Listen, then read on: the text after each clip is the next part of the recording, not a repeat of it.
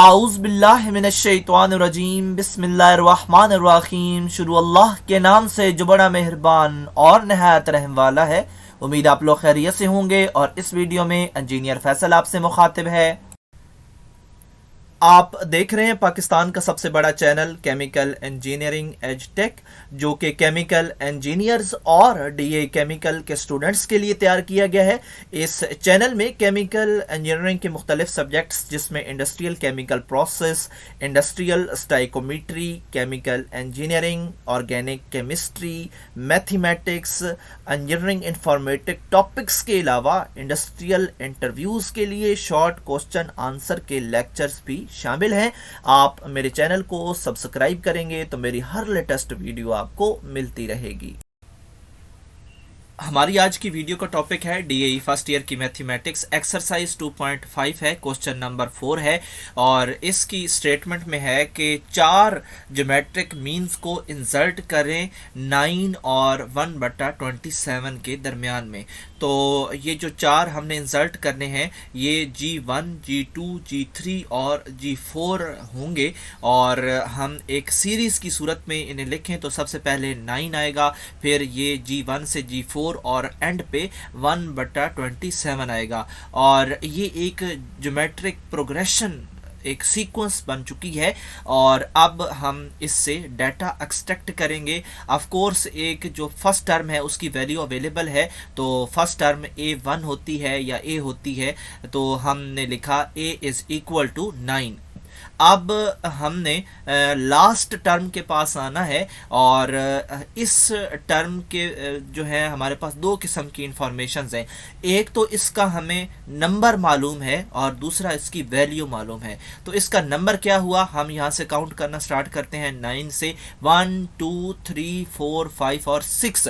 इसका मतलब है कि 6th टर्म जो है वो ये है और इसकी 6th टर्म की वैल्यू 1/27 है। यानी हमें एक तो टर्म का नंबर पता लग गया और दूसरा उसकी वैल्यू पता लग गई और इसी वजह से हम इस सवाल को आगे प्रोसीड करेंगे और इसी इंफॉर्मेशन को हम इस फार्मूले के अंदर एडजस्ट करेंगे।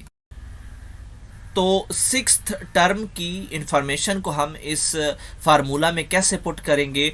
जो an है वो हमारे पास nth टर्म है यानी 1/27 और इसके अलावा जो इस फार्मूले की राइट साइड है वहाँ पे जो n है वो उसका नंबर है। यहाँ पे हम 6 फीड करवाएंगे और 6 - 1 5 हो जाएगा और हमें मिलेगा AR की पावर 5। जहाँ पे कर्सर है यहाँ पे आप देख सकते हैं AR की 5 है और वो इक्वल टू हो चुका है इसकी वैल्यू के।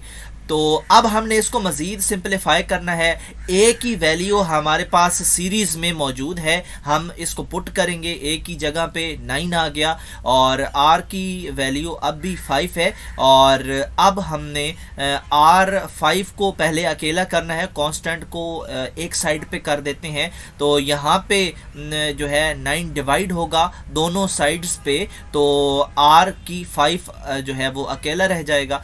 तो अब हमने इस जो राइट साइड है इनको आपस में सिंपलीफाई किया तो 1/243 आया और अब हमने R की 5 को भी यानी इसकी पावर को भी ख़त्म करना है, सिर्फ R हासिल करना है। तो ऑफ कोर्स हमें दोनों साइड्स पे 1/5 पावर लेनी पड़ेगी। तो लेफ़्ट साइड पे ये कैंसिल हो जाएगी यानी R हमें हासिल हो जाएगा और राइट साइड पे 1 की जो भी पावर हो उसमें 1 ही रहना है और बटे में 3 को अगर हम 5 दफ़ा आपस में मल्टीप्लाई करें तो 243 ही बनता है और इस वजह से 3 की जो पावर 5 होगी इस 1/5 से कैंसिल हो जाएगी। अब हम R की वैल्यू हासिल कर चुके हैं और इससे पहले जो सीरीज़ थी उसकी फर्स्ट टर्म हमारा जो था वो A था। तो A और R की वैल्यू अब दोनों हमारे पास आ चुकी हैं और इस फार्मूले को जो रेडिश यहाँ पे है इसको हम दोबारा लेके चलेंगे और अपना जो हमने G1, G2, G3 और G4 फाइंड करना है इसकी मदद से ही करेंगे। तो जो हमारी इस सीरीज़ की पहली टर्म थी वो उसको हमने A1 कहा, तो ऑफ कोर्स जो सेकंड है उसको हम A2 कहेंगे, और A2 जो है इसको पकड़ के हम इसका जो नंबर है इस फार्मूले में फीड करवा देंगे। तो जहाँ जहाँ पे n है वहाँ वहाँ पे 2 आ जाएगा, तो हमारे पास बनेगा A2 is equal to AR, और 2 -1 तो r की पावर 1 ही रहेगी। तो हमारे पास फाइनल बना A2 is equal to AR। तो A और R की जो वैल्यूज़ हैं वो हमने यहाँ पे फीड करवानी है, और इसके अगेंस्ट हमें G1 की वैल्यू मिल जाएगी। और इसके बाद बिल्कुल इसी तरह अगर हमने उससे अगली टर्म लेनी है तो हमारे पास उस टर्म का नंबर है 3।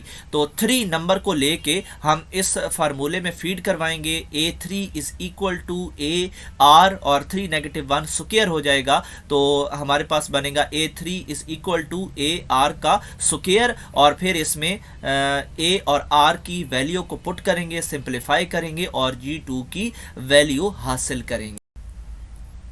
A3 के बाद हमने A4 फाइंड करना है, और जो A4 है ये एक टर्म का नंबर है, तो इस नंबर को पकड़ के हम इस फार्मूले में एडजस्ट करेंगे, और नंबर है 4, तो A4 is equal to AR की पावर 4 -1 यानी AR की पावर 3 हो जाएगा, और उसके बाद हम इसमें A और R की वैल्यूज़ को फीड करवाएंगे, और इस दफ़ा पावर होगी 3, और इनको हम सिंप्लीफाई करके G3 की वैल्यू हासिल करेंगे।